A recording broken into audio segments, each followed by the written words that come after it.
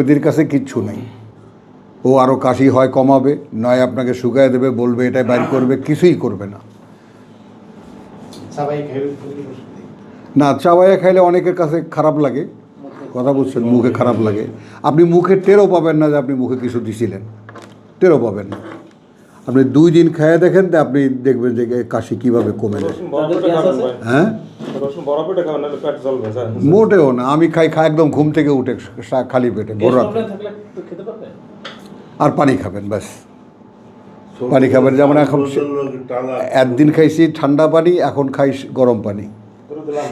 দাঁড়াও না, দিও না, আগে প্রশ্নটা শেষ করে নাও।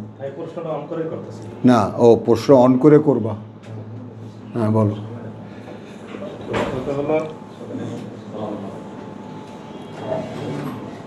আমরা যে দৈনন্দিন যে সমস্ত কাজকর্ম করি, যে সমস্ত চিন্তা ভাবনা করি, সেগুলো তো আমাদের দেহ প্রবৃত্তি দ্বারা, দেহ দ্বারা আমি কাজে উদ্যত হই, দেহের চাহিদা পূরণে আমি কাজ করি, খাই যাই বা আরো এরকম ডিমান্ড পূরণ করি। আমাদের যে অস্তিত্ব দুইটা আপনি বলছেন বা আমরা বুঝি যে দৃশ্যমান অদৃশ্যমান। এখন এই দৃশ্যমান অস্তিত্বের সবকিছু আমরা বুঝতে পারি যে এটা আমার দেহের কাজ এবং চিন্তা ভাবনাও দেহ দ্বারা তাড়িত, কিন্তু অদৃশ্য অস্তিত্ব যেটা আত্মা, অদৃশ্য যে আমি, তা আমরা বুঝবো কিভাবে, শনাক্ত করবো কিভাবে আমাদের এই দেহের ভিতরে, বা সে যখন থাকে বা না থাকে সেটা আমরা বুঝবো কিভাবে যে ওইটা আমি, তার লক্ষণ কি? জটিলতম প্রশ্ন, জটিল না, জটিলতম প্রশ্ন। উত্তর অবশ্যই আছে এবং স্পষ্ট উত্তর আছে আল্লাহর কিতাবে, কথাটা বুঝছো। কিন্তু সেজন্যে আনুষ্ঠানিকতা হতে পারে, তোমাকে এডিট করে নিতে হবে, কথা বুঝছো, লম্বা। মনে করো টোটাল একটা ক্লাস অন্তত লাগবে সাধারণ একটা ধারণা দেওয়ার জন্য, অন্তত 3টা ঘন্টা লাগবে। মানে এর মানে ফেসিয়াল যে ব্যাপারটা, উপরিভাগটা তোমাকে বোঝানোর জন্য, তোমাকে দেখাবার জন্য কোরআন থেকে, কথা বুঝছো, সারফেসটা, অর্থাৎ মনোজগতের যে উপরিভাগটা বুঝে নাও সকলে।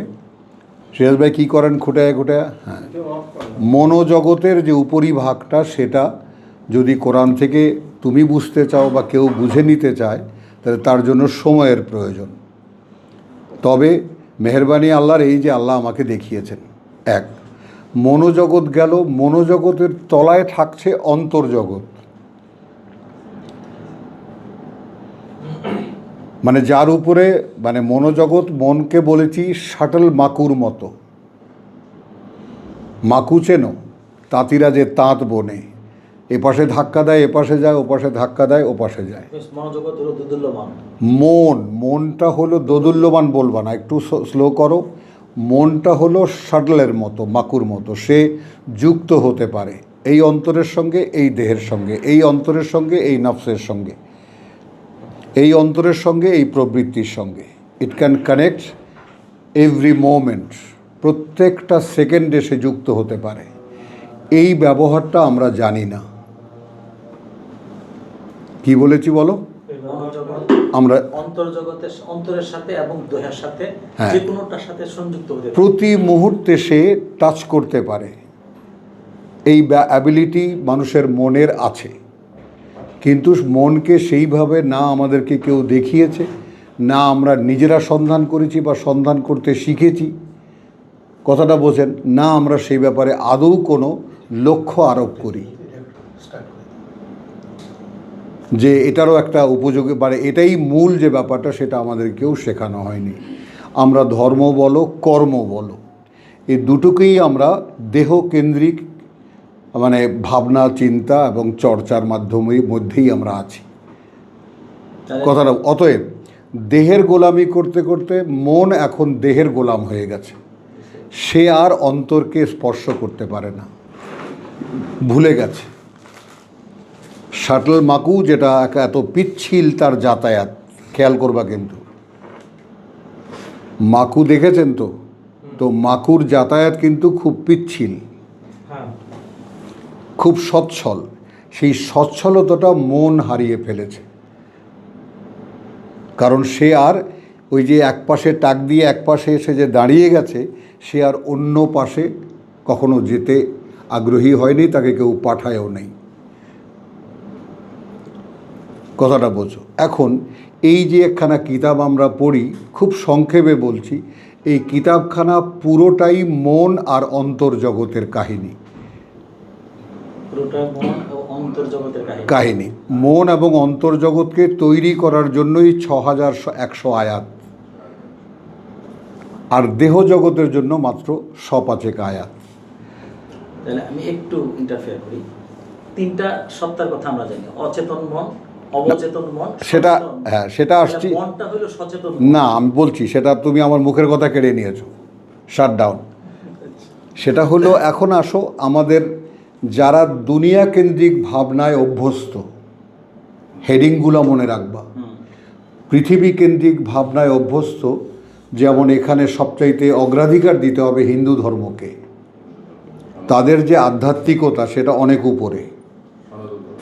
সনাতন ধর্মী যারা, তাদের মধ্যে যে যাকে বলে যে আধ্যাত্মিকতা, সেটা যাদের সাধনা, বৈরাগ্যবাদ, এগুলো অনেক উপরে, অনেক উঁচুতে তারা দেখেছে। কিন্তু দুঃখজনক ঘটনা হলো, উইদাউট গাইডেন্স ওয়ামান আদাল্লু মেন মান, তার চাইতে ভ্রষ্টতর কে, যে নিজের হাওয়া অনুযায়ী চলে, বেগাইরে হুদান মিন আল্লাহ।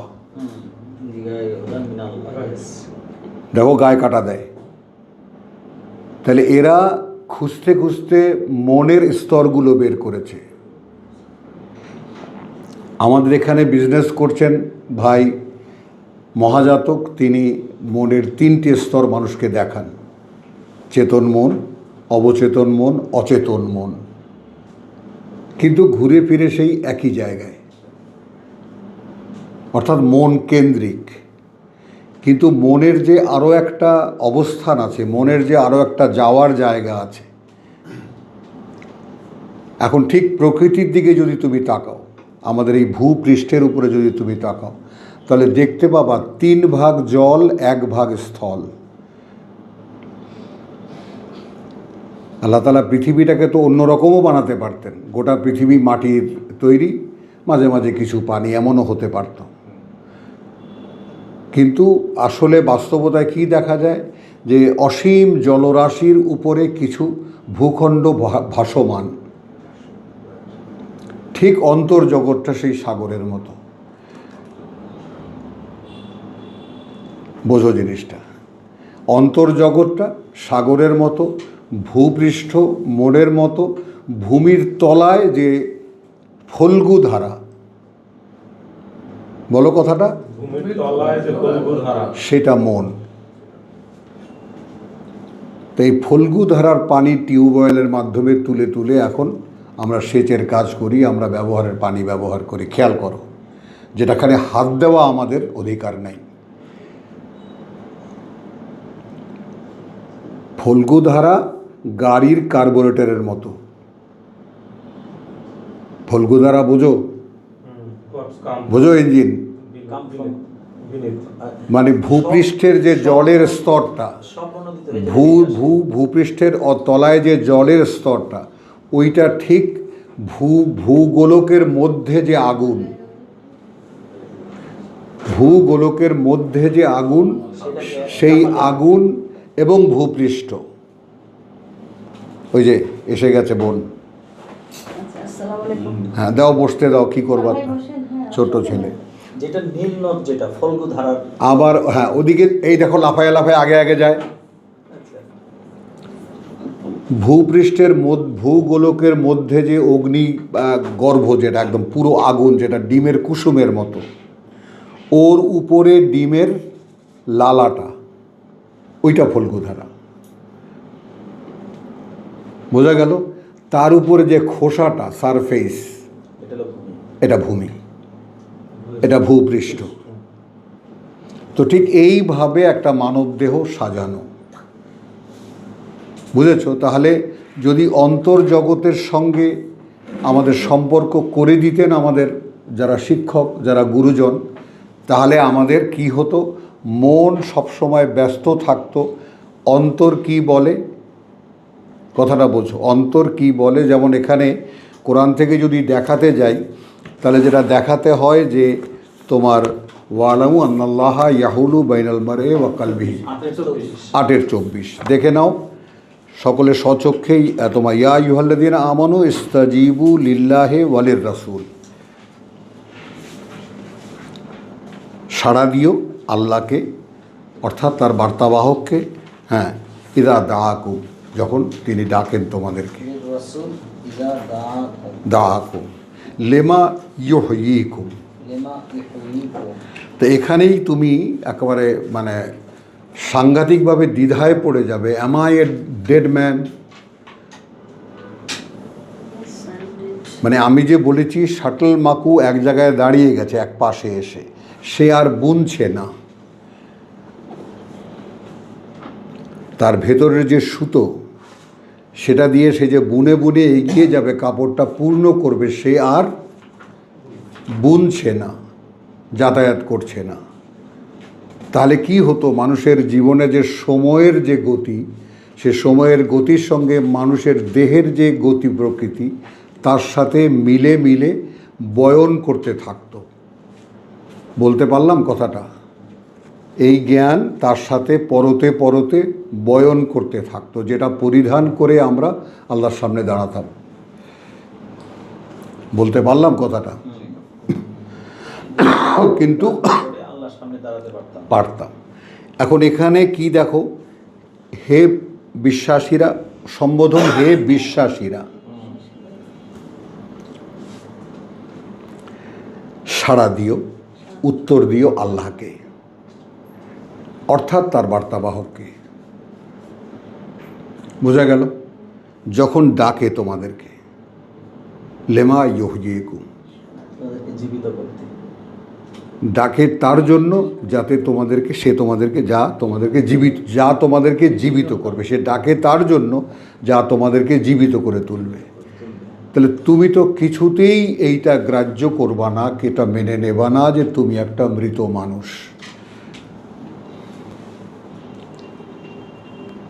বোঝো, কিছুতেই এটা মেনে নেবা না। তুমি দেখছো, চলছো, ফিরছো, খাচ্ছো, দাচ্ছ। এখন তুমি যেটা দেহকেন্দ্রিক, এটা আল্লাহ তাআলা কোরআনে বলেছেন যে ওদেরকে আমি ছেড়ে দাও, রসুলকে বলেছেন ওদেরকে আমি একসাথেই তুলব সকল মরাদের সাথে, ওদেরকে একসাথেই তুলবো সকল মরাদের সাথে। মানে যারা গ্রাহ্য করছে না আল্লাহর আহ্বান, এগুলো সব মরা। ডাকতো ইজা দাআকুম, এখন তো আমি ডাকছি তোমাদেরকে আল্লাহর পথে, তাই না? আমি চুজ করেছি, আমি একটা পথ নির্ণয় করে নিয়েছি।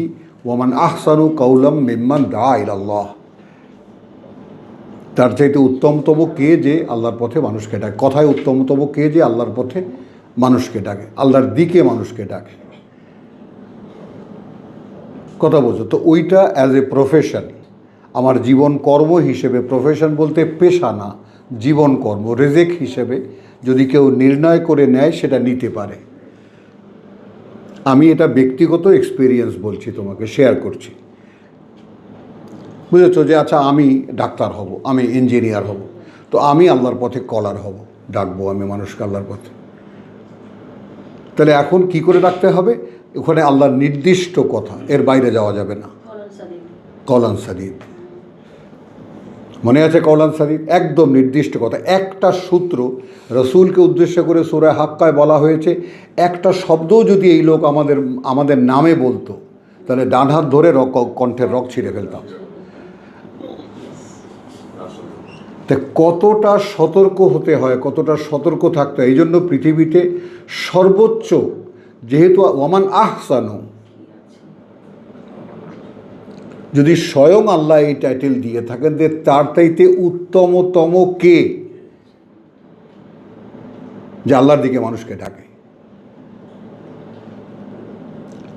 তা এখন এই পৃথিবীতে যত পেশাগত সম্মান আছে, সম্মানিত পেশা আছে, এখন আল্লাহ বলছেন সবচাইতে সম্মানিত পেশা এইটা। আর তুমি কি চুজ করবা? এটা করি না আমরা সাধারণত। তো এখানে এই যে লেমা ইউহয়িকুম, যা তোমাদেরকে জীবিত করে তুলবে, এদিকে এই জন্য ডাকে। তো আপনারাও সপ্তাহে সপ্তাহে এখানে যে আসেন, তাই না? তো আমি আপনাদেরকে বহুবার জিজ্ঞেস করেছি যে জীবন মানে যেটা বেঁচে থাকা, এই শব্দটা বা এই কথাটা আমি আপনাদেরকে বহুবার আকারে ইঙ্গিতে বোঝাতে, বেঁচে থাকা, সেখানে মৃত্যুর কোনো শঙ্কা আশঙ্কা বা কোনো সম্ভাবনাও নেই, এর মানে জীবন। কোরআনী পরিভাষায় হ্যাঁ না হায়াত, হ্যাঁ মানে বেঁচে থাকা, জীবন মানে বেঁচে থাকা, বেঁচে থাকা, তাই না? হায়াওয়ান, হা ওয়া হা ইয়ার উপরেও জবর, হায়াওয়ান, হিয়া হায়াওয়ান, হায়াওয়া হিয়া আল হায়াওয়ান, হিয়া আল হায়াওয়ান, ইন্না দারাল আখিরাতা হিয়া আল হায়াওয়ান। আর হায়াত হলো পিরিয়ডিক লাইফ, হায়াত হলো হায়াত দুনিয়া, পিরিয়ডিক লাইফ, যেই জীবনটা মৃত্যুর মুখে প্রতি মুহূর্তে। ওষুধপত্র বা যে কোনো জিনিসের তো এক্সপায়ারি ডেট থাকে একটা, কিন্তু আমাদের এক্সপায়ারি ডেটটা আল্লাহর কাছে লিখিত, ওয়া আজালিন ইনদাহু, সে মেয়াদটা তার জানা, আমার তোমার জানা নয়, জানা নেই। তো এখন আমাদেরকে জীবিত করতে, ওয়া আলামু, জেনে রাখো, আল্লাহ আমাদেরকে জ্ঞান দিচ্ছেন, স্বয়ং সৃষ্টিকর্তা আমাদেরকে জ্ঞান দিচ্ছেন যে আন্না, এই বিষয়ে, আল্লাহু ইয়াহুলু বাইনাল মারই ওয়া কলবিহি, ইয়াহুলু বাইনাল মারই ওয়া কলবি। দেখো, হাল অবস্থান করা, অবস্থান নেওয়া,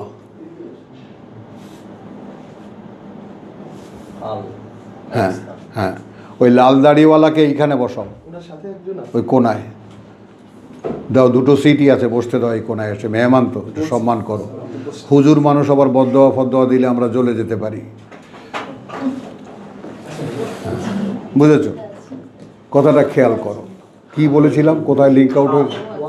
হাল।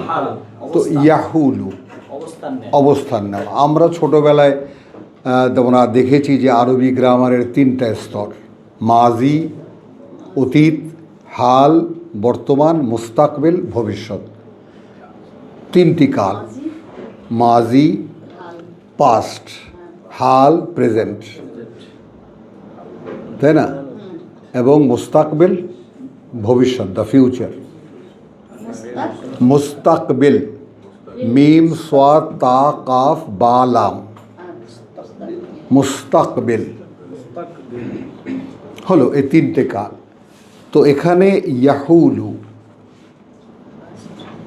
তিনি উপস্থিত হতে পারেন, প্রেজেন্ট হতে পারেন, নিতে পারেন। প্রত্যেকটি মানব অস্তিত্বের এই সম্ভাবনা আছে যে তিনি ইয়াহুলু বাইনাল মারই ওয়া কলবিহি, বাইনা মাকু, ব্যক্তি এবং তার অন্তরের মাঝখানে। সুবহানাল্লাহ বিহামদিহি, সুবহানাল্লাহিল আযীম। কি মিয়া ভাই, কিছু আসলো আজ? ব্যক্তি এবং তার অন্তরের, ব্যক্তি অর্থাৎ দেহসত্তা, যেটার কথা তুমি বলেছ তোমার প্রশ্নে ছিল, অর্থাৎ যেটাকে কোরআন নফস বলেছে, হলো ওয়া নফসিন ওয়ামা সাওয়াহা, এবং ব্যক্তি আর যা তাকে বানানো হয়েছে, ফাআলহামাহা ফুজুরাহা ওয়া তাকওয়াহা, ইলহাম করা হয়েছে, বসিয়ে দেওয়া হয়েছে, মানে as a character set up, এর মধ্যে মন্দ প্রবণতা এবং তাকে মোকাবেলা করার জন্য তাকওয়া। কোনায় যাও, কষ্ট করে বসো, পিঠ দেওয়া হেলান দাও, আমাকে যেন দেখতে পারো, হ্যাঁ, আই কন্ট্যাক্ট চাই, বোঝা গেল কথাটা? তো এখন এখানে যেটা আমরা একটা পর্যায়ে আমরা আসি, সেটা হলো যে আল্লাহু ইয়াহুলু বাইনাল মারই ওয়া কলবিহি। মাহমুদুল্লাহ, হুজুরকে একটু চেয়ারটা বদলায় দাও, আবার পিঠে আরাম পাবে না, তাহলে কষ্ট হবে না। হুজুরা তো হেলান দিয়ে বসতে অভ্যস্ত, ওনারা জান্নাতে যাবে, জান্নাতে হেলান দিয়ে বসবে, আল্লাহ লিখছেন সেখানে, এই পিঠে হেলান হবে, হবে না? তাহলে আল্লাহু ইয়াহুলু বাইনাল মারএ ওয়া কলবিহি ওয়ান্নাহু, আর এটাও জেনে রাখো ইন্নাহু ইলাইহে তুহশারুন, তিনি কিন্তু তিনি, ইন্নাহু তিনি কিন্তু তিনি, ইলাইহে সামনে যার, তুহশারুন নিয়ে জড়ো করা হবে তোমাদেরকে। ল্যাঙ্গুয়েজ শুনেছো? তিনি নিয়ে সামনে তা যার, নিয়ে জড়ো করা হবে তোমাদেরকে। সামনে নিয়ে যা জড়ো করা হবে। তাহলে এই হলো একটা মানব অস্তিত্বের চূড়ান্ত অবস্থান, যার দেহ এবং অন্তরের মাঝখানে স্বয়ং সৃষ্টিকর্তার অবস্থান। আমাদের ভাই নজরুল ইসলাম, অন্তরে তুমি আছো বলে তাই তুমি অন্তর্যামী, এটা কে বলতে পারে? অন্তরে তুমি আছো বলে তাই তুমি অন্তর্যামী। তার মানে এগুলো নিয়ে ভাবনা হয়, খাঁচার ভেতর অতীন পাখি কেমনে আসে যায়, ভাবে মানুষ। মাঝে মাঝে তবু দেখা পাই, চিরদিন কেন পাই না, ভাবে মানুষ, ভাবতে পারে মানুষ। এটা আমাদেরকে, এটা কিন্তু আল্লাহর সাইন যে আমরা যে নিজেরাই নিজেদেরকে নির্বোধ বানিয়ে রেখেছি এবং এই নির্বুদ্ধিতার মধ্যেই আরাম খুঁজে পাই। সাপ যখন চলে তখন কিন্তু সোজা হয়ে চলে, যখন মরে তখনও সোজা হয়, হয় না? কিন্তু সে থাকে কিভাবে? কুণ্ডলি পাকিয়ে থাকে। তো আমাদের অবস্থাটা এই যে, আমি যদি তোমাদেরকে এখানে একটা নোটিশ আছে, সেই নোটিশটা নিয়ে নিলে আমার মনে হয় প্রসঙ্গটা পূর্ণ হয়। ওয়াত্তাকু ফিতনাতান, দেখো এখানে ভয় পাও সেই প্রলোভনের,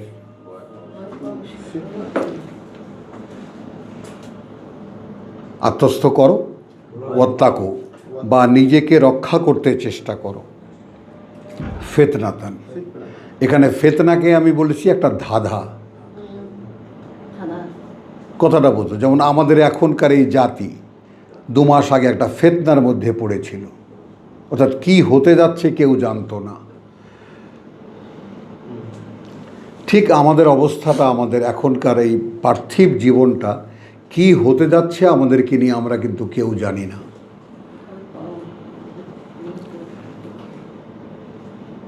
তানভীর, এখানে আসো। কথাটা কি বোঝা গেল? কি হতে যাচ্ছে এটা আমরা কেউ জানছি না।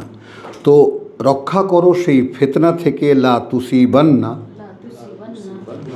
এটা কিন্তু নিশ্চিত। এখানে বসো, যে আক্রান্ত হবে না আল্লাযীনা যালামু মিনকুম খাসাতান,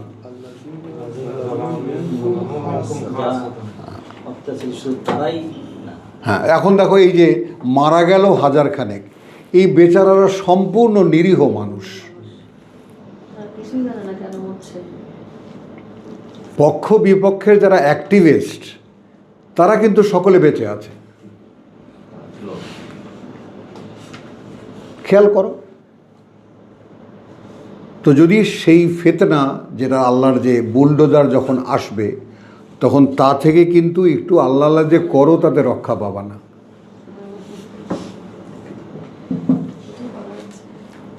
তখন ওই বুলডোজার লাল দাড়ি দেখে থেমে যাবে না।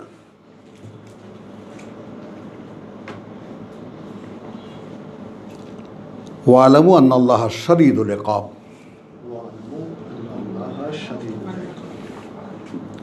এটাও জেনে রাখো তোমরা, আল্লাহ কিন্তু শাস্তি দানে কঠোরতর। তো যেটা আমরা যেখান থেকে শুরু করেছিলাম, আবার রিপিট করলে ব্যাপারটা পরিষ্কার হয়ে যাবে। রিপিটেশনটা এইভাবে যে আমাদের, আরেকটা আয়াত দেখিয়ে নিই, সেটা হলো 50-এর 16। একটু কষ্ট করে দেখে নাও, যেহেতু কোরআন সামনে আছে, যে ওয়ালাকাদ খালাকনাল ইনসান, এবং কার্যত সৃষ্টি করেছি আমরাই এই ইনসান, এই মানুষ। দেখেছো? ওয়ানা আলাম, অতএব আমরা জানি, অতএব আমরাই জানি, যেহেতু আমরাই সৃষ্টি করেছি। যিনি সৃষ্টি করেছেন তিনিই কি জানবেন না? তো মা তুওয়াসবিসু বিহি মা তুওয়াসবিসু বিহি নাফসুহু, নাফসুহু। এই নফস। তার নফস তার অন্তরকে কি নো নো, তাকে তাকে ওয়া নফসিন ওয়ামা সাওয়াহা, ব্যক্তিও এখানে নফস, আবার ব্যক্তির মধ্যে যে প্রবৃত্তি সেই প্রবৃত্তিও এখানে নফস। ব্যক্তিও নফস, আবার ব্যক্তির প্রবৃত্তি, এটা হ্যাঁ নফস। নফস। আবার এই নফস শব্দটি মনের ক্ষেত্রেও কোরআন ব্যবহার করেছে। ওই যে বললাম কোনো একটা শব্দ দিয়ে এক জায়গায় দাঁড়ানো যাবে না। এখন পুরো এখানে প্রশ্ন, এই তাকে কি দৃশ্যমান আমি না অদৃশ্য আমি? এটা দৃশ্যমান আমি। তাকে তার প্রবৃত্তি প্রতি মুহূর্তে কি করতে বলে, এই ক্ষুধা লাগছে, এই বাথরুম চাপছে, এই পেশাব লাগছে, এই বাজারে যেতে হবে। এখন নফসের ওয়াসওয়াসা দেয়, ওয়াসওয়াসা সমস্ত আরব দেশে স্ত্রীকে কারিন বলে। কারিন, কারিন মানে শয়তান। শরম পাও না? না, যে কাছে থাকে সবচেয়ে বেশি আমাদের ওয়াসওয়াসা দিতে থাকে। বুঝছো জিনিসটা? এখন তোমার বউ তোমাকে সারাদিন কি বলে তুমি খুঁজে নাও, বুঝে নাও জিনিসটা। তো কারিন বলে, ওই ওরা একটা মানে আমাদের তো বাংলা ভাষায়ও আছে, তাই না? অর্ধাঙ্গিনী, আরও জানে কী কী শব্দ আছে, কথাটা বুঝছো? কি ধর্মপত্নী, ধর্মপত্নী। তো ব্যাপারটা এরকম, দেখ ওয়া নাহনু আকরাবু ইলাইহি মিন হাবলিল ওয়ারিদ, যে টোটাল আয়াতটা 16 নম্বর আয়াতটা দেহতত্ত্ব। কি বলেছি বলো? দেহতত্ত্ব, কমপ্লিট দেহতত্ত্ব, 50-এর 16। বুঝছি। মানে প্রবৃত্তি তার দেহকে কি হ্যাঁ উস্কায় হ্যাঁ, ওই যে ওমন জানো না, তোমার কি তোমার ঘরে বাবা বসত করে কয়জনা? কয়জনা? এগুলো আছে সব ছড়ানো। এখন আমরা হলো কাগজ টোকানের মানুষ, যেখানে যা পাই টোকায় টোকায় পকেটে ঢুকাই, আর তোমরা তো ফিরেও তাকাও না। তাহলে এখানে আমরা আত্মাকে দেখি যে আল্লাহ বলছেন যে আত্মা ফেরেশতারা নিয়ে হয় ইল্লিনে রাখে না সিজদিনে রাখে। তো এখানে আত্মাও পাপী দেখা যাচ্ছে। আত্মা না, আত্মা তো একটা শব্দ, আমি বলছি আত্মা এক, হ্যাঁ যাই বলি না, কেন, রূহ না, প্রাণ। অদৃশ্য আমি, প্রাণ, আমি যে অদৃশ্য প্রাণ। হ্যাঁ, যেটাই হোক না না, যেটাই হোক না, যা সরবা কেন? যখন আমরা খুলতে বসেছি যেটাই হোক বলে পিছলে যাবা কেন?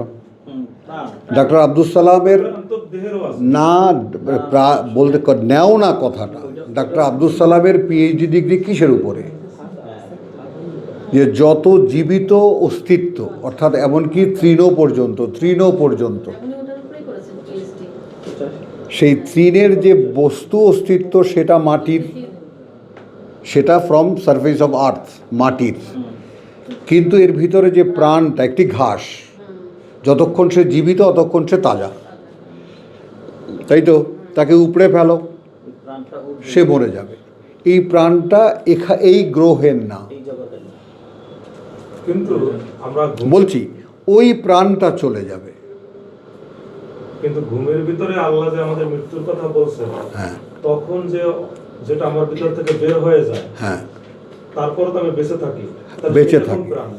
দেহ যখন বেঁচে থাকে সেটাই তো প্রাণ। সেটা তো বাইবেল বলতেছে। আর যায় চেতনা, আল্লাহ তাআলা ওখানে, কথা বুঝছো? আল্লাহু বলতে দাও, আল্লাহ তোমার প্রশ্নটা বুঝেছি কিনা দেখো। আল্লাহু ইয়াতাওয়াফিল আনফুস, আল্লাহ প্রত্যাহার করেন চেতনাগুলোকে, সচেতনতাকে, অর্থাৎ আমাদের ভাষায় সচেতন মনকে। যেই সচেতন মন দিয়ে আমরা, সচেতন মন এবং দেহ প্রবৃত্তি, বলো, মন আর দেহ প্রবৃত্তি। এই দুয়ে মিলে আমাদের জীবন। কথাটা বোঝো? সচেতন মনটাকেই প্রত্যাহার করে। হ্যাঁ, তো এই সচেতন মনটাকেই নিয়ে যান, আবার সেই চেতনাকেই ফিরিয়ে দেন। এই চেতনা সেই চেতনা নয় যেটা রূহ, হ্যাঁ, সেটা হলো Minded. অন্তঃসত্ত্বা, যেটা দেহসত্ত্বা, অন্তঃসত্ত্বা। আবার অন্তরে যখন যেটা আসে, অন্তর জাগিয়ে রাখে, সেইটা রূহ। একটু ভাগ করে নাও ভাইজান প্লিজ। হ্যাঁ, কিন্তু আমার একটা বেসিক কোশ্চেন, সেটা হলো আল্লাহ যে ঘুমের ভিতরে যেটা হরণ হয়ে যায়, হ্যাঁ। তারপরও আমরা জীবিত থাকি। হ্যাঁ। এখন তাহলে এখানে দুইটা অস্তিত্ব একটা ক্লিয়ার, একটা চলে পরিষ্কার। গেছে, আমি বেঁচে আছি, হ্যাঁ। আমার হাত পা নষ্ট, শ্বাস হ্যাঁ। প্রশ্বাস নিচ্ছি। হ্যাঁ, এখন মৃত্যুর পরে আল্লাহ সিজিনে যেটা রাখেন, তাহলে সেটা কোনটা? আপনি বলছেন দেহের প্রাণ। দেহের যেটা প্রাণ। ঘুমের ভিতরে যেটা নিয়ে যায় সেটা কি দেয়? সেটাই তো দেহের প্রাণ। না, তা আমি বলছি দেহের প্রাণ, তাহলে প্রাণ এবং চেতনা দুটোই যায় মৃত্যুর পরে। দেখে নাও সূরা জুমারে যাও, দেখে নাও, ওখানেই আছে। নীল আর সিজিলের যে কথা ভাই বলতেছে ওখানে খাতা যায়, কিতাবুন মাকরুম, মানে কিতাব যায়। না, লেখা আছে খাতায়, ওটা খাতায় জেলখানায় খাতা আছে, সোরাব, ওখানে একটু অপূর্ণতা আছে তোমার ভাই। ওখানে আমার অদৃশ্য আমাকে রাখা হয়। হ্যাঁ, দেখো 42 জুমারের, দেখো। 39-42 হ্যাঁ, কিতাবুন সুলিখিত খাতা। খেয়াল করো, আল্লাহু ইয়াতাওয়াফা আল আনফুস, আল্লাহ ইয়াতাওয়াফা আল আনফুস। আল্লাহ ইয়াতাওয়াফা আনফুস। আল আনফুস মানে সমুদয় চেতনা, মানে সচেতনতাগুলোকে প্রত্যাহার করেন, সচেতনতাগুলোকে হিনা মৌতিহা, আগেই মৃত্যুকে এনেছেন, আগেই হিনা মৌতিহা, যখন মারা যায় সেটা। কে মারা গেল? নফস মারা গেল। কে মারা গেল বলো? ওয়া নফসিন ওয়ামা সাওয়াহা।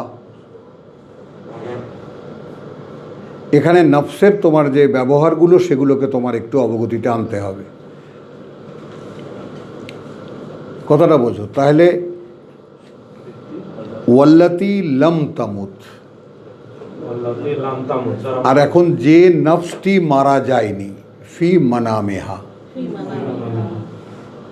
সে আছে ঘুমে। তার প্রত্যাহার করেন তার চেতনাকে, সচেতনতাকে ঘুমের মধ্যে। এখন ফা ইউমসিকু আল্লাতি কাদা আলাইহা আল মৌত, তারপর তিনি ধরে রাখেন সেইটাকে, সাব্যস্ত হয়ে গেছে, রায় হয়ে গেছে যার উপরে মৃত্যু, এটা ঘুমে। তো সে আর জেগে ওঠে না। এখন এখানে আমরা ওই সেই 8-এর সঙ্গে আবার যুক্ত হব।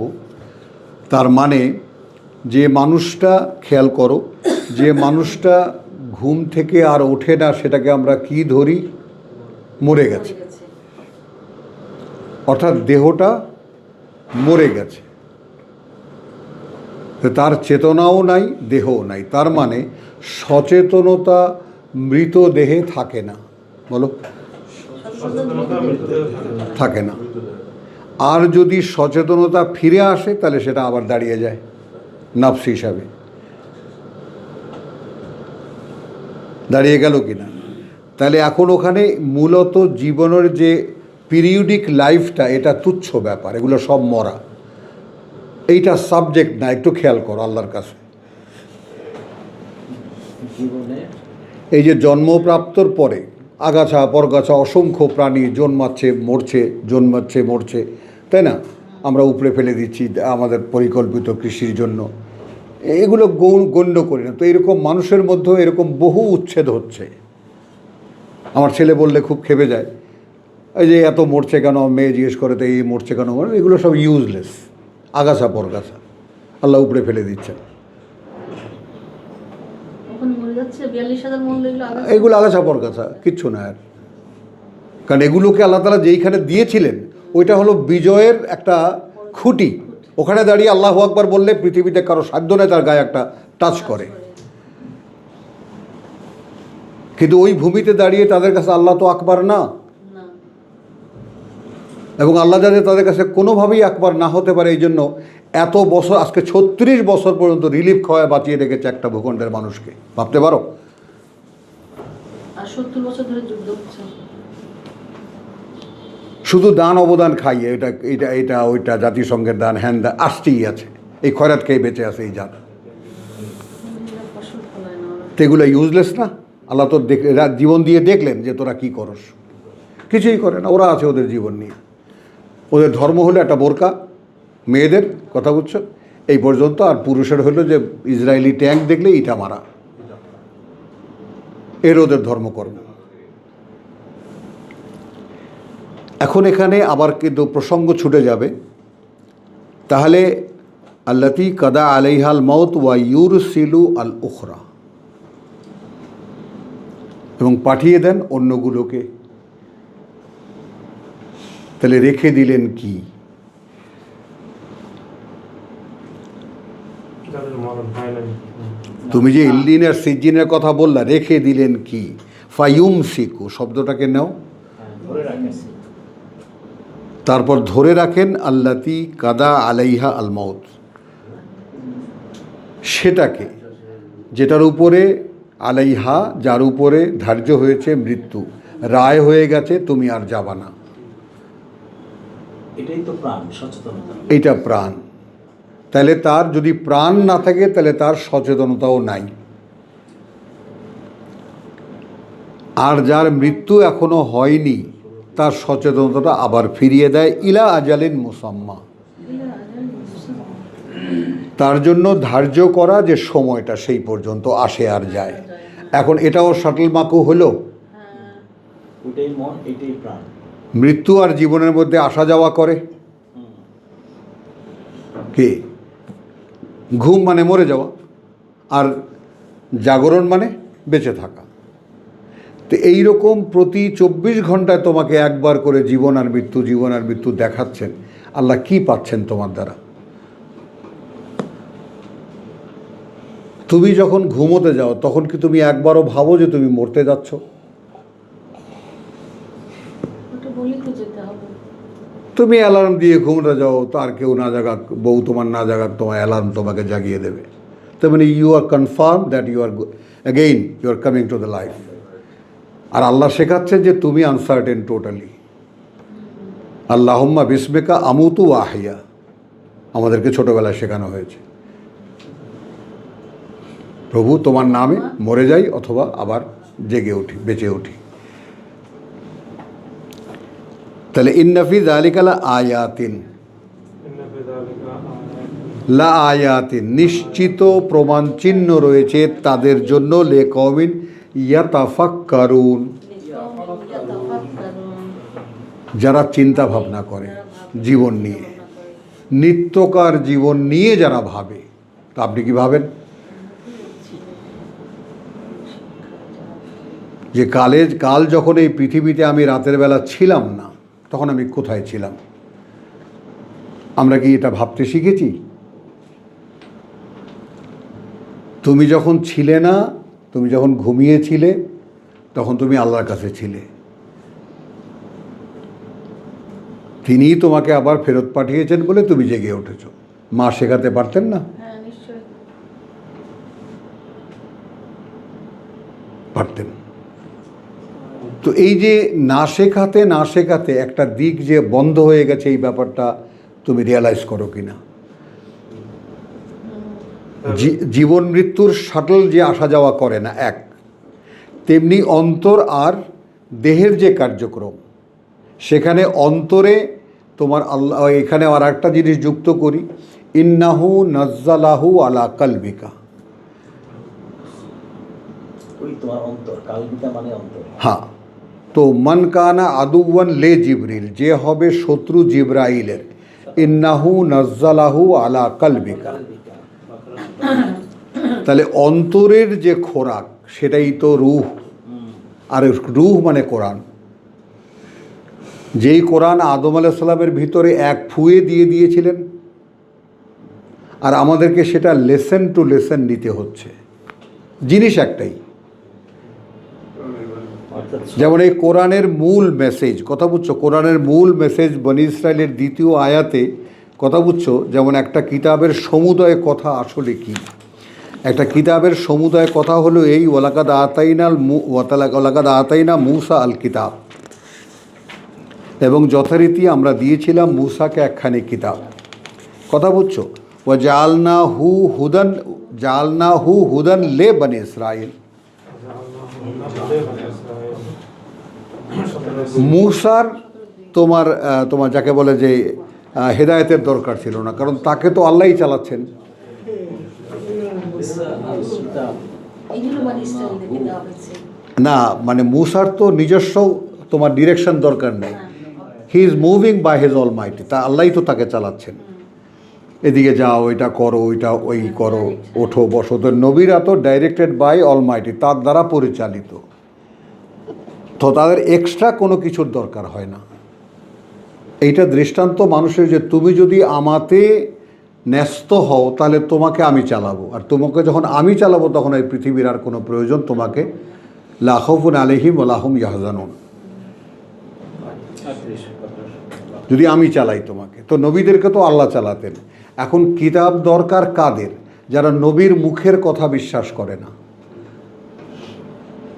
তুমি আমাদের দুর্ভাগ্যটা দেখো, বনি ইসরাইল, ইব্রাহিম আলাইহিস সালামের পুত্র ইসহাক, ইসহাকের পুত্র ইয়াকুব, ইয়াকুবের 12 পুত্র, যার মধ্যে একজন ইউসুফ। সেই 12 পুত্রের বংশধররা বনি ইসরাইল। ইয়াকুবের অন্য নাম ইসরাইল, ইসরাইলের বংশধারা, তো আল্লাহর মনোনীত বংশধারা।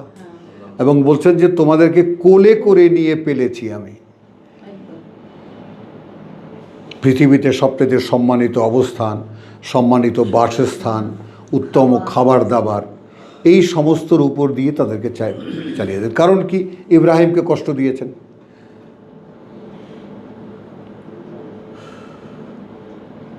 একজন মানুষের বিনিময়ে গোটা একটা জাতিকে আল্লাহ তাআলা ভোগের মধ্যে ভাসিয়ে দেন।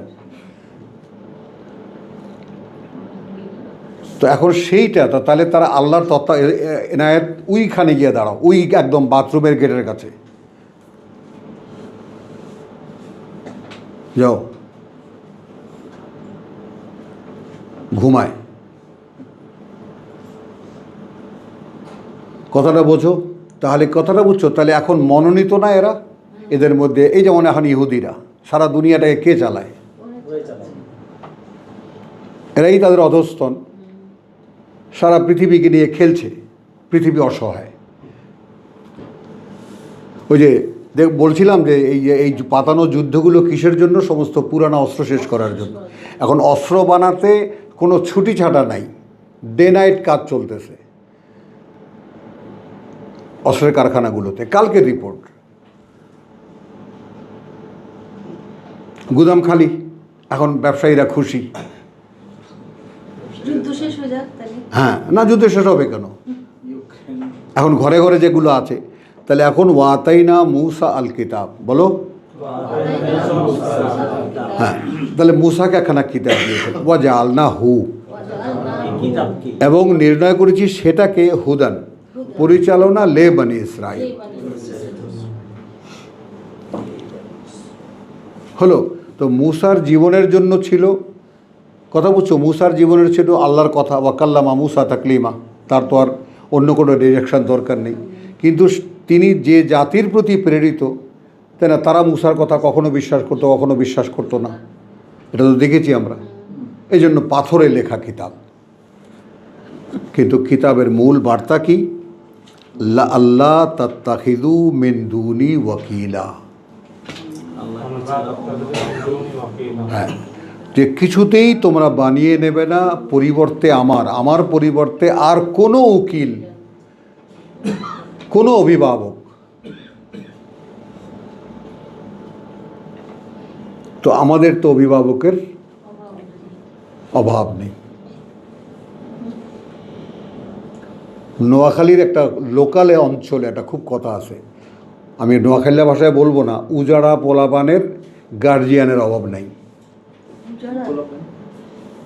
উজাড়া পোলাপান মানে যার রিয়েল গার্ডিয়ান, পিতামাতা যাকে গাইড করতে জানে না, সারা গ্রামের মানুষ তার গাইডেন্স।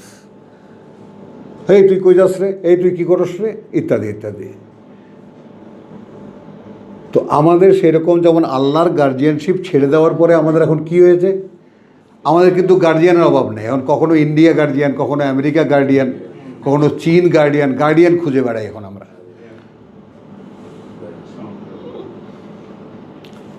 তাহলে এইটা তা কিতাবের মূল বার্তা কি? আমাদের যেমন লা ইলাহা ইল্লাল্লাহ, লা ইল্লাল্লাহ, আর এখানেও মূল তাওরাতের মূল বার্তা কি? আল্লাহ তাত্তাখিযু মিন দুনি ওয়াকিলা, তোমাদের তত্ত্বাবধায়ক হিসাবে আর কাউকে তোমরা মেনে নেবে না। আর তোমাদের আমরা এখানে অন্য ভাষায় একটু যেহেতু নিউ এডিশন, কোনো মান্য নেই আল্লাহ ছাড়া।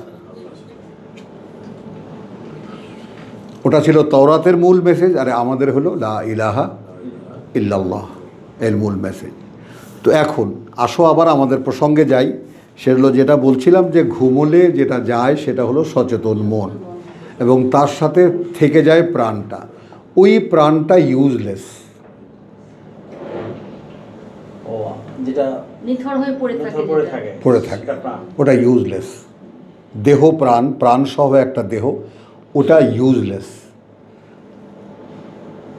খেয়াল করো, না আল্লাহর কোনো ব্যবহারে আসে, খেয়াল করো, না তোমার কোনো ব্যবহারে আসে। তোমার ঘুমন্ত রূপটা, প্রাণ এবং এটার উপর আমার কোনো সচেতনতাকে control নাই। আলাদা করা যাচ্ছে। হ্যাঁ, তাহলে প্রাণ এবং সচেতনতা আলাদা। আলাদা নয়। সচেতনতা নিয়ে গেছেন আল্লাহ, নিয়ে গেছেন আল্লাহ, প্রাণটা পড়ে আছে। পড়ে আছে। হ্যাঁ, দেহটা পড়ে আছে, প্রাণ ওটা তো একটা, হ্যাঁ ওটা পিরিয়ডিক তোমার উইথ দ্য কী জানি বলে তোমার ওই যে কি এক্সপায়ারি ডেট, ওটা পড়ে আছে। তো ওই যে আল্লাহ দিয়ে লাম তামুত, তাই না, ওয়ায়ুর সিলো আলোখরা ইলা আজালে মুসাম্মা, তার এক্সপায়ারি ডেট পর্যন্ত আবার ফিরে দেন। ওই জন্য তুমি জেগে ওঠো সকালবেলা, তাড়াতাড়ি চলো রমনা পার্কে, আবার একটু বডিটাকে ঠিক করে নিতে হবে। এই সচেতনতা যদি ফিরে না আসে, হ্যাঁ, এই প্রাণটাকেও, এই দেহটাকেও এই বাহির থেকে সাপ্লিমেন্ট দিয়ে প্রাণটাকে কিছুদিন ধরে রাখা যায়। সেটা তো হলো একটা আর্টিফিশিয়াল ব্যাপার, অ্যারেঞ্জমেন্ট। এটা প্রাণ থাকে না, প্রাণ থাকে। প্রাণ থাকে না। না না, ওটার মধ্যে প্রাণ থাকে না। ওটা তো হ্যাঁ ক্লিনিক্যাল ডেথ, হ্যাঁ, ক্লিনিক্যাল ডেথ। ওটা তো প্রাণ থাকে না। দেখেছি আমার ভাইকে মরতে, এই হা করে রেখেছে ইবনে সিনায়, ও বেকার। ভাই কিন্তু মরে গেছে বহু আগেই, কি খুলবো, এটা খুললেই কিন্তু আর ওইটা যেটা দেখছেন ওটাও দেখবেন না। তাহলে ভাইটা খুলেন তো, আচ্ছা, এটা। কারণ আপনারা তো বিল বাড়াবার জন্য এটা চালাচ্ছেন। যেই খুলে ফেলেছে বাস, হ্যাঁ হ্যাঁ বন্ধ হয়ে গেছে। যাই হোক, তো এখন প্রশ্ন ছিল যে আমাদের সচেতন মন সহকারে যে জীবিত দেহটা, বলো, সচেতন মন সহকারে জীবিত দেহটা। এটাকেই আমরা কমপ্লিট মানুষ বলি। সচেতন মন সহ জীবিত দেহটা। দেহটা, এটাকেই আমরা সম্পূর্ণ মানুষ মনে করি, এবং এর উপরেই আমাদের জীবন, যেটা কোরআনের চোখে মৃত। এটা কোরআনের চোখে মৃত। মৃত, এবং এই মৃতকে জীবিত করার জন্য আল্লাহ তাআলা ওহী পাঠান, এবং সেটা আসে অন্তরে, সেটা আসে অন্তরে। ইন্নাহু নাজ্জালাহু আলা কালবিকা, ওয়াহির মাধ্যমে, lesson to lesson, part by part. এক পড়া দিলে আর এক পড়া আসবে। কোরআনের এই ব্যাপারটা মোহাম্মদুল্লাহ খেয়াল করে শোনো। এক পড়া আল্লাহকে দিলে, যদি দেখেন যে তুমি একটি আয়াত সত্যিকার অর্থেই বাস্তবায়িত করেছো, পরের পড়া পাবা, আন্দালে পাবা না।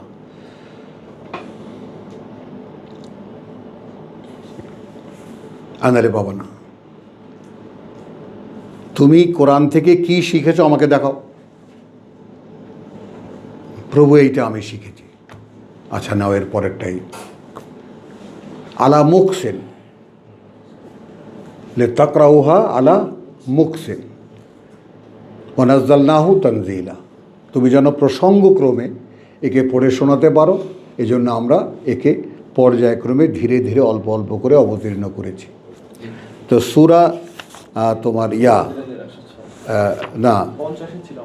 না 50-এ না, এরপর সূরা ওই যে তোমার নাবা না কিয়াতে, ওই যে দাহার, না দাহারের 3 না, ওই যে তোমার নাহান নাফসানিল হাওয়া, নাজিয়াত। আরে ওইটার দরকার নেই, নাজিয়াত বোধ কত, হ্যাঁ 79। আসো এইটা একটু দেখে নাও, তাহলে প্রসঙ্গটা শেষ হবে।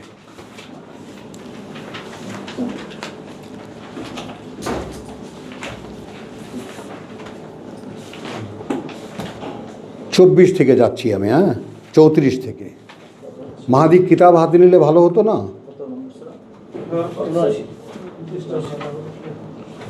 এখানে না, এখানে আছে তো। এইখানে আছে, এইখানে আছে, মেলা আছে এইখানে। আর এইখানে ছোট বড় অনেক কিতাব আছে, একটা হাতে নিয়ে নাও। হ্যাঁ, সূরা নাম্বার ৭৯-তে আসো। এই চ্যাপ্টারটা সকলে একটু দেখো। 34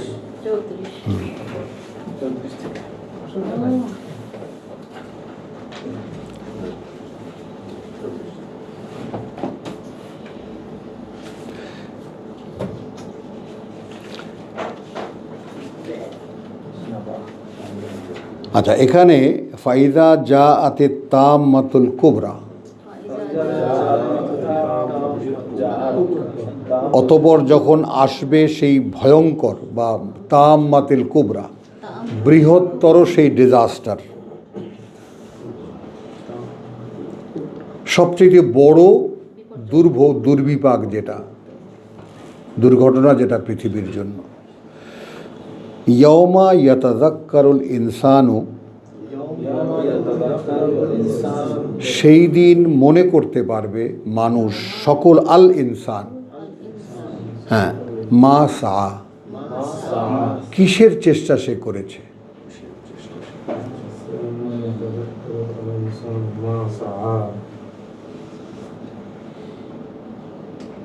তাহলে এই মানে আমরা এখানে মিলাবা কোথায়?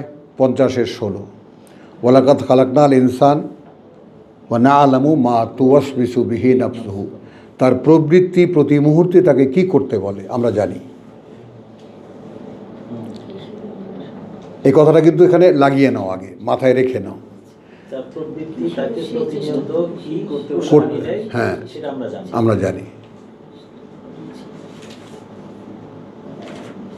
মানে অর্থাৎ এখন যদি এটাকে আগাম পর্যায়ে, অর্থাৎ একটা মানুষকে আমি সৃষ্টি করেছি এবং আমি তার ভিতরে যে নফসকে সেট করে দিয়েছি, প্রবৃত্তি সেট করে দিয়েছি, সেই প্রবৃত্তি তাকে কি করতে বলবে সেটাও আমরা জানি।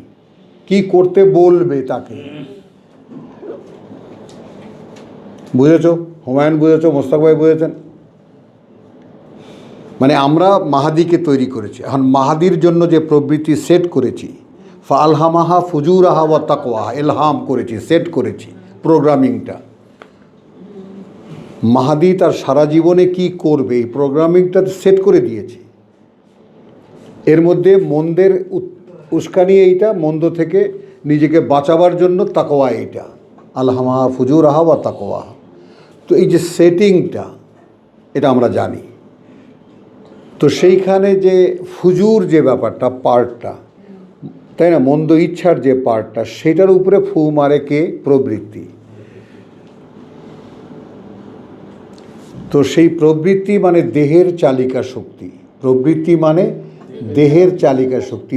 দেহ যা দিয়ে বেঁচে থাকে, সে শুনতে চায়, খেতে চায়, স্বাদ নিতে চায়, দেখতে চায়, স্পর্শ চায়।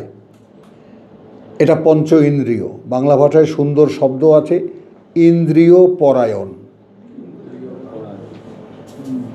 ইন্দ্রিয় বিলাসী, আছে না শব্দগুলো?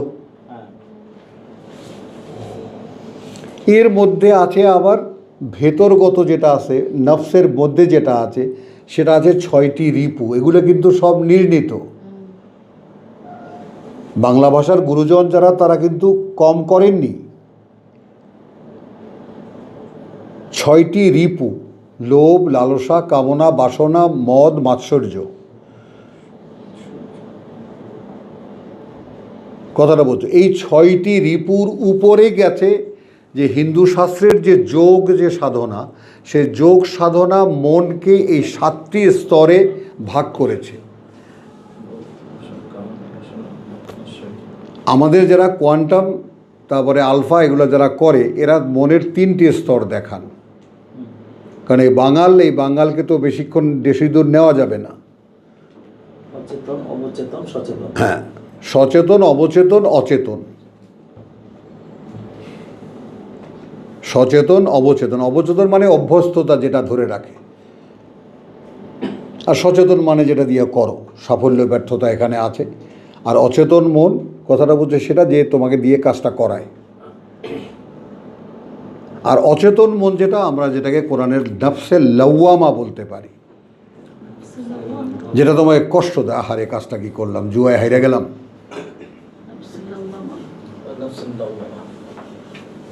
এগুলো কিন্তু মানুষের মনের 3টি স্তরের মধ্যেই কভার হয়ে যায়।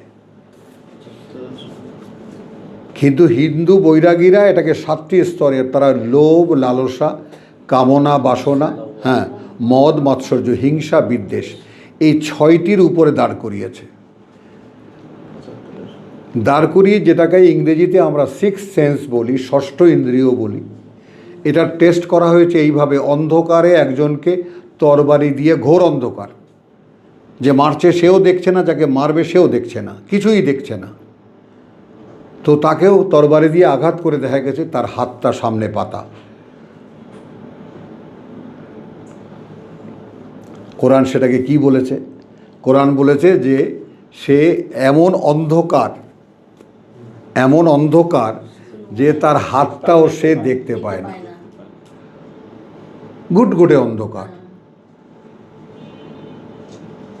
তাই না? সে দেখতে পায় না। তোমার কথাটা বুঝছো জিনিসটা, যে হ্যাঁ, যে সে লাম ইয়াকাদ ইয়ারাহু, কথা বুঝছো? সে তার হাতটাকেও দেখতে পায় না। এত কিন্তু অন্ধকার তোমার এই যে আও কাজুলুমাতিন ফিল বাহরিল লুজ্জিয়িন ইয়াগশাহু মাউজুন মিন ফাওকিহি মাউজুন, তাই না? মিন ফাওকিহি সাহাব। তাহলে জীবনের বাস্তবতা আমাদের, যারা আমরা এখন এখানে যেখানে আছি, সেটা কোথায় আছি? আমরা আছি উত্তাল সাগরের মধ্যে, বাহরিল লুজ্জিয়িন, আও কাজুলুমাতিন, আগেই জুলুমাত, অর্থাৎ সেই ঘুটঘুটে অন্ধকার। বলো, সেই ঘুটঘুটে স্তরের পর স্তরের অন্ধকার, ফি বাহরিন, সাগরে, লুজ্জিয়িন, উত্তাল সাগরে। শোনো, সাগর যখন স্থির থাকে, তখন কিন্তু এর কিয়দাংশ অনেক দূর, আকাশ থেকে একবার নিচের মাছটা পর্যন্ত দেখা যায়, জল যেহেতু স্বচ্ছ। কিন্তু সেই সাগর যখন উত্তাল থাকে, তখন কিন্তু আর নিচে কিছুই দেখা যায় না, যায়। তো সেই উত্তাল সাগরের ঢেউ, ইয়াগশাহু, তার তলায় আছি, মাউজুন মিন ফাওকিহি মাউজুন, একটা ঢেউ আর একটা ঢেউয়ের উপরে। এই একটা ঢেউ দিয়ে তুমি ঢাকা, এর উপরে আর একটা ঢেউ, মিন ফাওকিহি সাহাব, তার উপরে ঘোর, মানে তোমার গভীর ঘন মেঘ।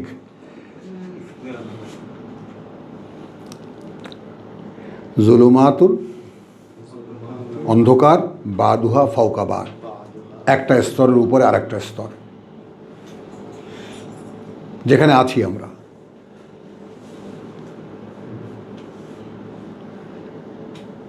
ইদা আখরাজা ইয়াদাহু লাম ইয়াকাদ ইয়ারাহা, যখন সে তার হাতটাও দেখতে চায়, বের করে, সক্ষম হয় না সেই হাতটা দেখতেও।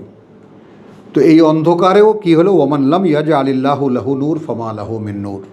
আর একটা কোশ্চেনের উত্তর তোমার, যার জন্য আল্লাহ কোনো আলোই বরাদ্দ করেননি, তার জন্য কোনো আলো নেই।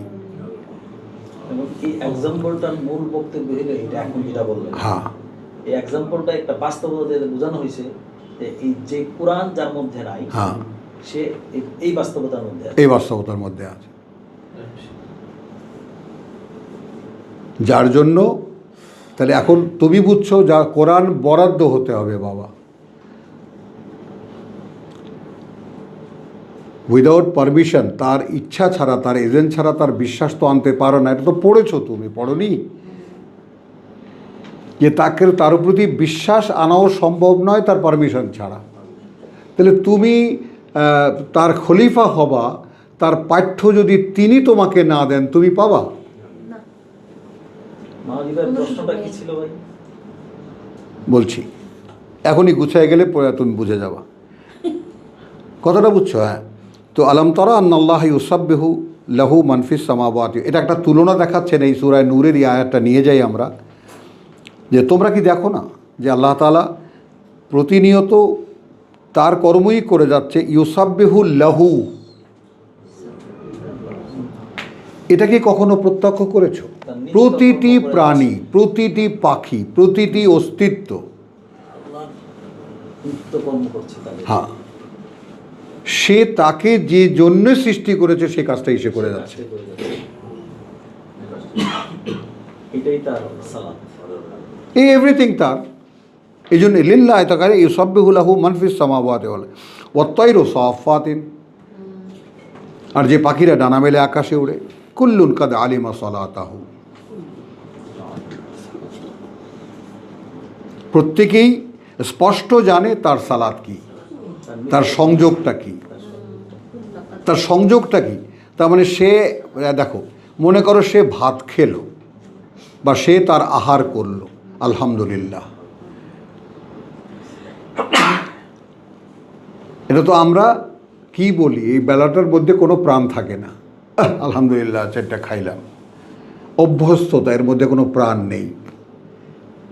একটা ঢেকুর তুললাম, একটা বললাম আলহামদুলিল্লাহ, ভাই কেমন আছেন, আলহামদুলিল্লাহ। ওর সাথে কোনো সিনেমা জগতে এফডিসিতে যাও, কেমন আছেন ভাই, ভাই আলহামদুলিল্লাহ।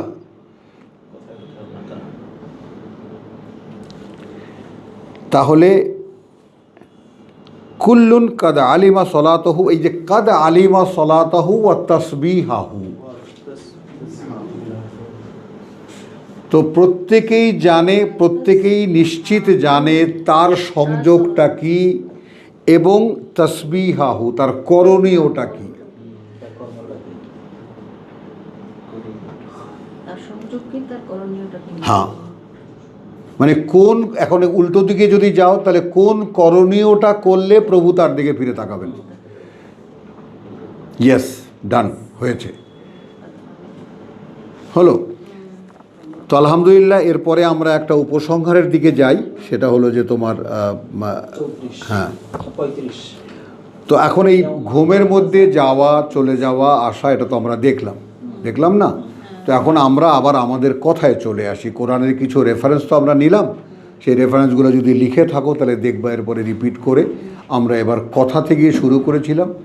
মাহাদির প্রশ্ন ছিল যে আমরা আমাদের দেহের যে দেহকেন্দ্রিক যে কর্মকাণ্ড পৃথিবীতে, সেটা না হয় বুঝলাম, হ্যাঁ, কিন্তু মনোকেন্দ্রিক যে কর্মকাণ্ড সেটাকে আমরা বুঝবো কীভাবে? আমি কি প্রশ্নটা রিপিট করতে পেরেছি? আমার অদৃশ্য অস্তিত্ব তো মনোকেন্দ্রিক, তো মন তো আর দেখানো যায় না, সেটাই তো হলো মনোকেন্দ্রিক যে জগৎটা আমার, সেটা আমি শনাক্ত করব কিভাবে। এখন এখানে আমি একটা কুৎসিত ইঙ্গিত দিয়ে তোমাদেরকে বলছি যে আমাকে মিয়া গালিগালাজ করছিল, মনে যা কইতেছিল তখন কয় মন কে বরিশাল বাড়ি কয় না।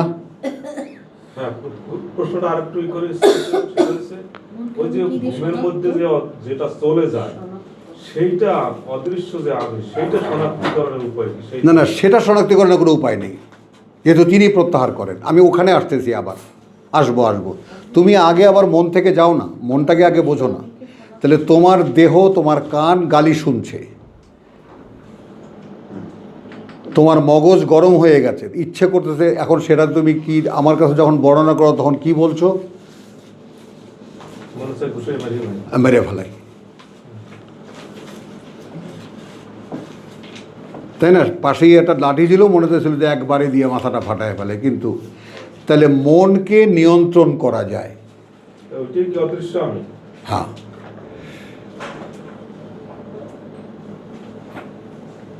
ওটাই মূল আমি, অদৃশ্য আমি না, মূল আমি। এবং এই জন্যই আমি কৈফিয়তের সম্মুখীন। দেহকে নিয়ন্ত্রণ করা যায় না। ক্ষুধা লাগছে তো ক্ষুধা লাগছে, পাগল হয়ে যায় মানুষ, খেতে দাও আগে, খেতে দিলে সে ঠান্ডা। বাথরুম চেপেছে তো বাথরুম চেপেছে, ওটা বর্জ্য ত্যাগ করলে সে ঠান্ডা। মনকে নিয়ন্ত্রণ করা যায়। এই জন্য ইন্দ্রিয়ের মধ্যে যে 5টি ইন্দ্রিয়, খেয়াল করো, চক্ষু, কর্ণ, নাসিকা, জিহ্বা, ত্বক। চক্ষু, কর্ণ, নাসিকা, জিহ্বা, ত্বক, এই 5টি যে ইন্দ্রিয়, এই 5টি ইন্দ্রিয়কে নিয়ন্ত্রণের জন্য যে মনটা, খুব গান শুনতে ইচ্ছে করছে, পাওয়া যাচ্ছে না, কি করবা? খুব সিনেমা দেখতে ইচ্ছে করছে, পাওয়া যাচ্ছে না, কি করবা?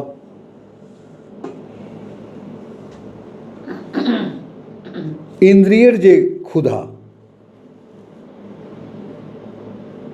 কথা বলছো, খুব যৌন কর্ম করতে ইচ্ছে করছে কিন্তু অ্যারেঞ্জমেন্ট হচ্ছে না, কি করবা?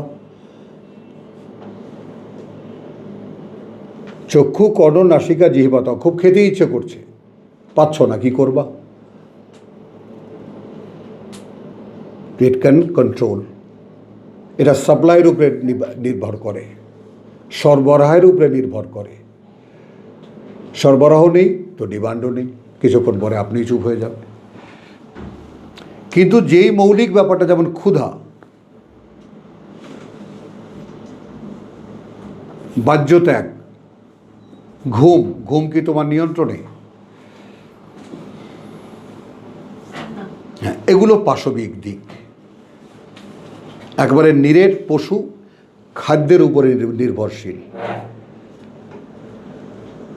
তো এই জন্য আমাদের সাধারণ মানুষ যারা বুদ্ধিবৃত্তিক নয়, শব্দটা কি বলেছি, মানে বুদ্ধি, তাদের ওই সামান্য খাদ্য উৎপাদন, খাদ্যের আয়োজন এবং ক্ষুধা নিবারণ আর সন্তান উৎপাদন, এই 4-5টা কর্মের উপরে তাদের কেন্দ্রে তাদের জীবনটা চক্রাকারে ঘোরে। নো অ্যাপ্লিকেশন অফ ইন্টেলিজেন্সিয়া, বুদ্ধিবৃত্তির কোনো অ্যাপ্লিকেশন তাদের জীবনে নেই, আছে? এটা হলো পাশবিক জীবন। তো যে সমস্ত মানুষদেরকে বুদ্ধি দিয়েছেন আল্লাহ তাআলা, এবং সে প্রত্যেকটা মানুষেরই বুদ্ধি আছে, এই সমস্ত একদম মানে নির্বোধ মানুষকে তুমি ইলেকশনের আগের রাতে গিয়ে কী খবর মনে আছে তো, হ্যাঁ এরকম হয়ে দাঁড়াবে তোমার সামনে, দেখি চিন্তা করে কি করা যায়, মানে এখন তুমি তার কাছে প্রার্থী। তো তার যে জ্ঞান বুদ্ধি, তখন টের পাওয়া যায় যে তারও একটা চয়েস আছে। তো এই জন্য আল্লাহ তাআলা মানুষকে কেউ প্রমাণ করতে পারবেন না যে প্রভু তুমি এইটা আমাকে কম দিয়েছো। সবই দিয়েছে, আমরা চর্চা করি না। বোঝা গেল? তাহলে এইটা বেরিয়ে আসে। তো আমার আমিত্ব যে মনোজগৎকে কেন্দ্র করে, সে আমার আমিত্বর যে ফাউন্ডেশন, সেই ফাউন্ডেশন হলো অন্তরের উপরে, আর অন্তরের জন্য রূহ, যেটা বাবা আদমকে এক ফুঁয়ে দিয়েছিলেন, আর আদম সন্তানদেরকে দিয়েছেন একটু একটু করে তুলে নিতে, ভরে নিতে। কারণ আমরা একসাথে এটা দিলে আমরা সামলাতে পারবো না। এবং আমার যেমন মনে করো যে আল্লামা আদম আল আসমা কুল্লাহা, এই পৃথিবীর যত সৃষ্টি তার প্রত্যেকটি বিষয়ের জ্ঞান আদমকে শেখালেন। এটা তোমার পক্ষে এমনকি কল্পনা করাও সম্ভব? তোমার বিজ্ঞান তোমাকে শেখায় তুমি আগে বাঁদর ছিলা, লেটেস্ট বিজ্ঞান আরও এক ধাপ এগিয়ে বলে না না, এর আগে আমরা ইঁদুর ছিলাম। ওই যেহেতু অ্যাক্সেলের, এক মেরুদণ্ডের,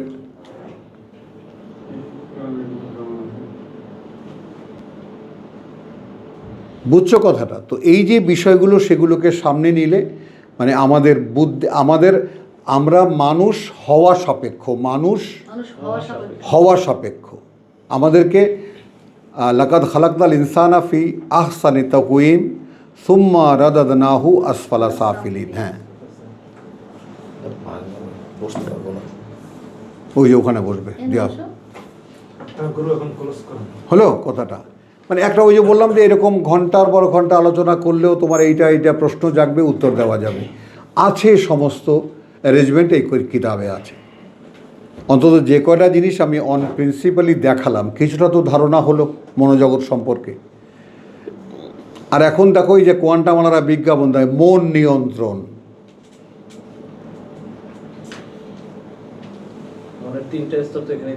হ্যাঁ, বোঝা গেল কথাটা? আমার সময় দেখেছি কথাটা, বুঝছো জিনিসটা? তো মনকে নিয়ন্ত্রণ করা যায়, কিন্তু আবার বলেছি দেহকে কিন্তু যদি তুমি প্রলোভনে ফেলে দাও, দেহকে অভ্যস্ত করে তুললে দেহের গোলাম হয়ে যেতে বাধ্য হবা। কারণ দেহ কিছু মানে না, যেমন ক্ষুধা হালাল হারাম বাছে না,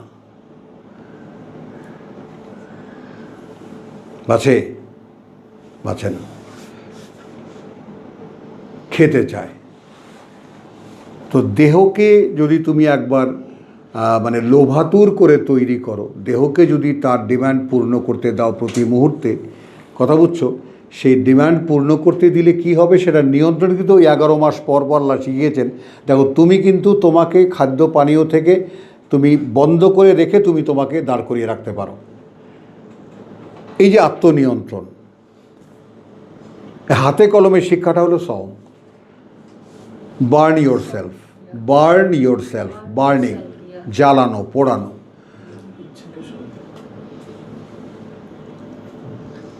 বোঝা গেল কথাটা? তো এইভাবে মানে এখন আসো বাংলা ভাষায় আছে মনোদৈহিক, সুন্দর সুন্দর শব্দ আছে বাংলা ভাষায়, বুঝছো? তাহলে মনোদৈহিকভাবে তুমি যা, সেইটা তোমাকে তৈরি করতে গেলে সবচেয়ে নিরাপদ জায়গা হলো ওয়ালামু আন্নাল্লাহা ইয়াহুলু বাইনাল মারে ওয়া কলবিহি ওয়া আন্নাহু ইলাইহি তুহশারুন। তাই না? ইস্তাজিবু লিল্লাহি ওয়ালির রাসূল, সাড়া দিও আল্লাহকে অর্থাৎ তার বার্তাবাহককে, ইদা দাআকুম, যখন ডাকেন তোমাদেরকে, লিমা ইউহয়িকুম, যা তোমাদেরকে জীবিত করে। এই জীবিত করে তোলা মানে কি? আমি আমার মন, অন্তর, চেতনা, আমার দেহ সত্তা, আমার দেহের প্রবৃত্তি, এই সব কিছু সম্পর্কে আমি যখন সজাগ, এইটা আমার জীবনবোধ। আমি আমার মন অন্তর জগতের মনোজাগতিক বিষয়গুলো সম্পর্কেও আমার ধারণা, কল্পনা, চিন্তা, ভাবনা, উদ্ভাবনী, এ সব কিছু সম্পর্কে আমি যেমন সজাগ, আমার ভেতরের ক্ষমতা, অর্থাৎ যেটাকে আমি এক কথায় ইনার ফ্যাকাল্টিজ বলি, ইনার ফ্যাকাল্টিজ বলি। তো সাইমালটেনিয়াসলি আমি একেবারে aware about my inner faculties and my outer faculties.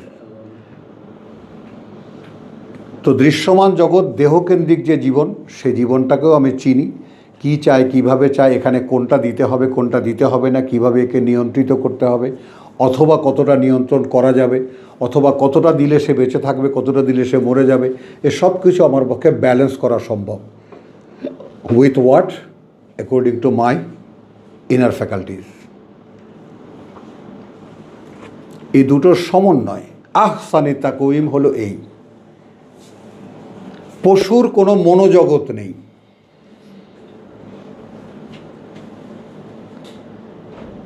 বলো বলো, হু হা না, এটা কিছু বলো। পশুর মনোজগৎ নেই তো, খারাই রয়েছে, নড়ে চড়ে না, মাহাদির কথা বলছি। ও আচ্ছা, পশুর কোনো মনোজগৎ নেই। পশুর কোনো মনোজগৎ নেই, তো মানুষের পাশবিক জীবনের কোনো মনোজগতের কোনো চিন্তাও নেই তার।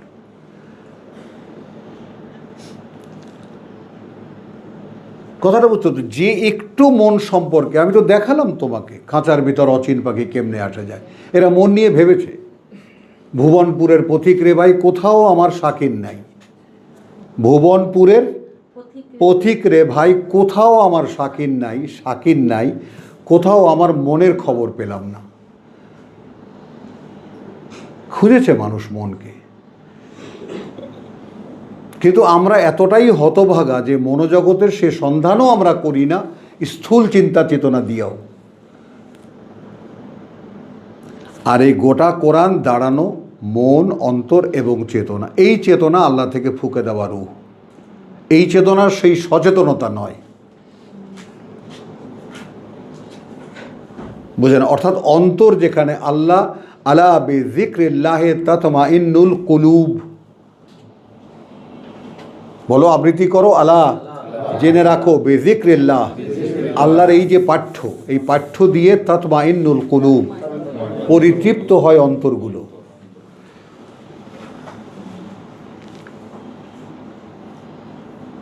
পরিতৃপ্ত হয় অন্তরগুলো। তো তোমার অন্তরের তো কোনো খোরাক, এক লোকমা ভাত বা এক আজলা পানি কখনো দিয়েছ অন্তরকে?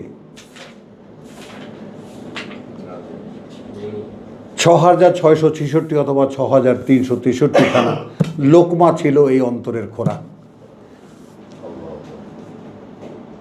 দিয়েছ? দাওনি। তো এখন এখানে তুমি খেয়াল করো, মানে এখন যে এইটা অন্তরের খোরাক যেটা তুমি দেখো, তোমাকে আসলে এখন তোমাকে যে কোরআন অস্থির করে তুলেছে, তুমি এটাও টের পাও না তুমি কতটা মৃত দেহগতভাবে। তুমি যে আসো এখানে, আসো কেন জানো? তুমি কেন আসো এটা তুমি সচেতনভাবে জানো না, কিন্তু আসো, অর্থাৎ তুমি আসতে বাধ্য হও। তোমার অন্তর তোমাকে টেনে নিয়ে আসে। এখন অন্তর যে তোমাকে টেনে নিয়ে আসে সেই অন্তরকে তুমি কিন্তু চেনো না। এইটাকে দেখো খুব সুন্দরভাবে ইংরেজিতে সিক্সথ সেন্স, বাংলায় যেটাকে ষষ্ঠ ইন্দ্রিয় বলে। পঞ্চ ইন্দ্রিয় তো দৃশ্যমান, লোভ লালসা কাম, তাই না? জিহ্বা কি তোমার চক্ষু কর্ণ নাসিকা জিহ্বা ত্বক। সিক্সথ সেন্স যেটাকে বললাম, অন্ধকারে যদি কারো উপরে অস্ত্র দিয়ে আঘাত করা হয় তাহলে সেই ব্যক্তিকে দেখা গেছে লাইট জ্বালিয়ে যে আগে হাতটা পাতা। আমি কথাগুলো কিন্তু সব রিপিট করছি আবার। তাহলে এই হাতটা এগিয়ে দিল কে? Six sense. এটা আবার বলা যায় যে অনেক ঘুমন্ত মানুষ মশা বসছে, হ্যাঁ সে ঘুমিয়ে আছে কিন্তু তার হাতটা ঠিক হ্যাঁ মশার কাছে। হ্যাঁ, আবার শুধু ওটা কেন, কাঁথা টেনে নিয়ে যায়, ঘুম চক্ষু বন্ধ, খুঁজতেছে কাঁথা কোথায়, লেপ কোথায়। মানে শীত শীত করে সেই জন্য। হ্যাঁ, আলহামদুলিল্লাহ, ধারাবাহিকতা চলে যায়। তো আলহামদুলিল্লাহ আমরা এখন একটু বিরতিতে যাব এবং আমরা এই প্রসঙ্গে আমি আবারও একটু বলি, শেষ করি এইভাবে, যে যেহেতু থামতে ইচ্ছে করে না, যেহেতু মনোজগতের কথা, এবং আমার আল্লাহ তাআলা এইটুকু যতটুকু পড়েছি তাতে এইটুকু হয়েছে যে কোরআন বেসিক্যালি মনোজাগতিক শিক্ষা।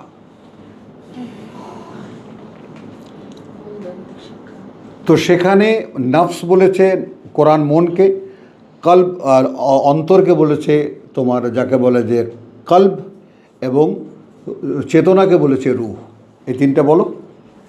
চেতনাকে বলেছে রূহ, সচেতন মনকে বলে ব্যক্তিকে বলেছে রফস, সচেতন মনকে বলেছে নফস, যেটা একসাথে।